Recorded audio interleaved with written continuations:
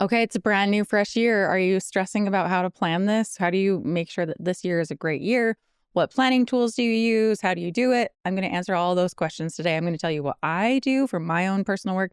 And I'm also going to teach you what I teach my clients about how to manage their years, how to plan it exactly step by step. And I want you to make sure you stick around for the very end because I'm going to give you a completely new and different way of planning your year that you've never heard before. And it could change everything for you this year.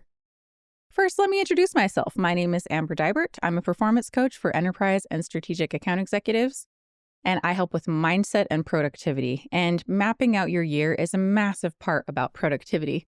It's like the Alice in Wonderland quote. If you don't know where you're going, it doesn't matter it doesn't matter. If you don't know what the destination is, it doesn't matter what you do to get there. So let's define where exactly you want to get to, and that's going to be so much more helpful for you.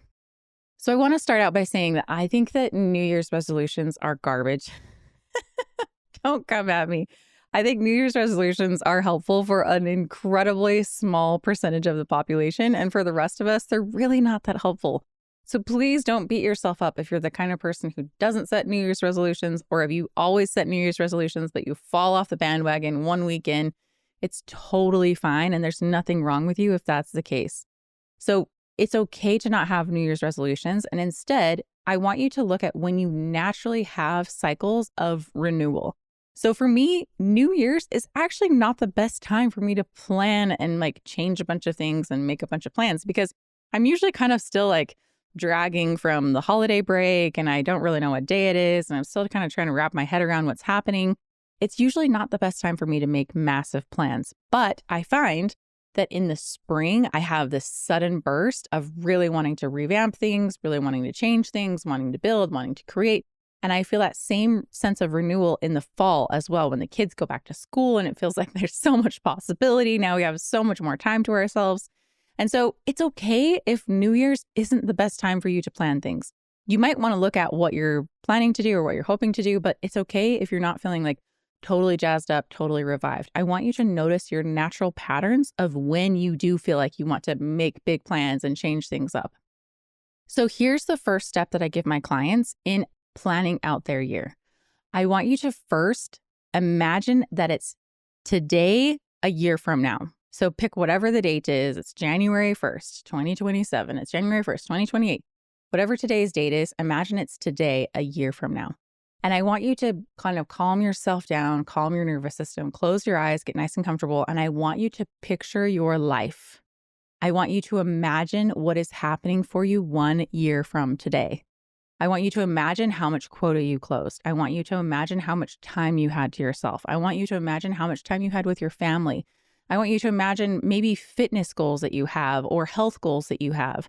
And I want you to just sit down and visualize, and you can kind of imagine a day in the life, or even think about how you spend your time in a week and what does that look like.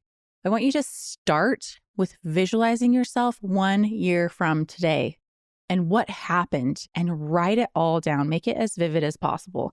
It's really helpful when you're doing this to try to use all of your 5 senses if you can. What do you see around you? What do you hear? What do you smell? What do you taste? This is going to really paint the picture in your brain, and it will teach your subconscious that that's what you're going for. And then your subconscious will start to naturally want to seek those things out. Here's the deal. Your subconscious doesn't know the difference between reality and fake. I don't know what the opposite of reality is, but your subconscious does not understand the difference between the two. It's why when you go to a horror film, your body physically reacts. Your heart starts pounding. You might start sweating. You feel really nervous. Your muscles all tense up because your subconscious does not understand the difference between what's reality and what's not reality. It thinks that this movie that you're watching is reality. And so you physically react to it. You can use these same mechanisms to create the kind of life that you want, but it starts with vividly visioning and imagining the kind of reality that you want to live yourself in. The more you visualize that and practice living in that future reality, the more your brain thinks, oh, this is the current reality. And then it will see a disconnect between where you are now and what's supposed to be happening. And it will start to bridge that gap, and you'll naturally find yourself moving into this new reality that you're trying to create. So first, spend some time. It can be 5 minutes, it can be 10 minutes. This doesn't have to be huge. You don't have to be sitting on a cliff overlooking the ocean somewhere. It can be in your own office. But just spend some time visualizing what you want to have happen and then write all of it down. Write like the narrative of exactly what's happening, what your life looks like, who you are, how you behave, what you think about, what you feel. And once you have that, then you have a good picture of where you're getting to. Now, in a previous video, I talked a lot about how I like to plan my year in quarters. I prefer not to do a lot of necessarily daily planning or even weekly planning. I instead do a lot of quarterly planning, and I map out what I need to accomplish this quarter in order to get myself to that future vision that I'm looking for. So I highly recommend doing something like this. Figure out what cycle works best for you. Maybe it's not a daily plan. Maybe it is a monthly plan. Maybe it's a weekly plan. Maybe it's a quarterly plan. Test out all of those and even test out, do I plan in the morning or do I plan at last thing in the day before I sign off for the day and set up my plan for tomorrow? Try out all of those and see which one works best for you. And it's totally fine to make this super custom to you. There's not one right way to do your productivity. Okay, so hopefully by now you are planning at a time when it's good for you. Maybe New Year's is not the best time for you to do your planning. Maybe you find a sense of renewal, a different period of the year. So number one, you're planning at a time that is convenient for you and feels like a natural time for you to be planning. Number two, you've accepted who you are and you let yourself plan whenever it is. Maybe it's quarterly, maybe it's monthly, maybe it's weekly, maybe it's daily, maybe it's at the beginning of the day, maybe it's at the end of the day. And three, hopefully you've made a really vivid vision for yourself of what you want that future state to look like. It's totally okay to revisit this every single day as part of your morning routine. You can read through it. I know some people use AI to like make a music, put it in a rap or something, and then they listen to that music every morning and like remind themselves of what they're working towards. That's so amazing. And it will just help reinforce to your brain that this is your future state that you're aiming towards. So the last tip that I want to give you, and this is the one that's most helpful if you want to really truly change your life, is do favors for your future self. So when I'm thinking about what do I want to accomplish this year? What sounds fun? What sounds exciting? And historically, what would happen is that I would think of everything that I needed to fix about myself, everywhere that I wasn't good enough. And I'd make all these plans of how I was going to become perfect and how I was going to become better. And I was going to be this amazing specimen of a human. And then once I did that, I'd have all the status and then everybody would love me and I'd feel belonging everywhere I went and I'd never feel sad again. And the fact of the matter is I'm an achiever. I'm really good at achieving things and I've ticked off just about everything on that list. And yet the emotions of feeling like I don't belong, of feeling like I don't fit in, of feeling like there's something about me that needs to be fixed, those things remain. So this has been the most massive shift that I've personally made. And what I really recommend for you is think about doing favors for your future self. Rather than aiming your goals at how do I fix myself? How do I become a better human? How do I have more status and get people to like me more?